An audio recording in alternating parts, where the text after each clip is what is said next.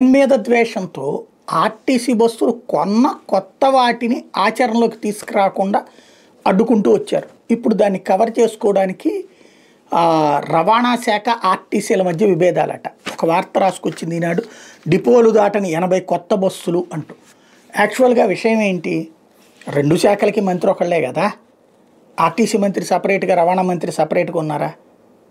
ఎక్కడ తేడా వస్తుంది?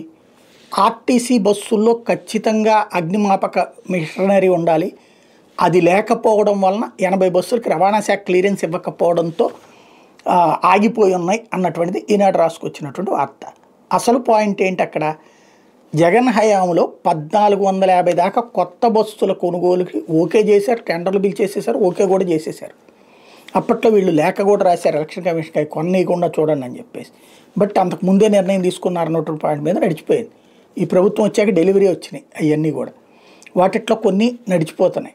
80 బస్సుల దాకా ఇట్లాగ రవాణా శాఖ అడ్డుపడింది అన్నటువంటి పేరుతో ఆగుతున్నారట.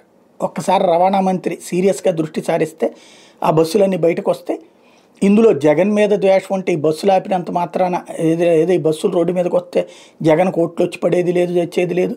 అదే సందర్భంలో ఈ బస్సుల్ని ఆపడం వల్ల ప్రభుత్వానికి నష్టమే తప్పించి ప్రయోజనం లేదు. వేగంగా అగ్నిమాపక యంత్రాలు కావాలంటే ఆర్టీసీనే కదా కొనుగోలు చేయాల్సింది. ఎంతసేపు అది వాళ్ళు కొనుగోలు చేయలేరా? సీరియస్గా దృష్టి సారించాల్సిన సందర్భం.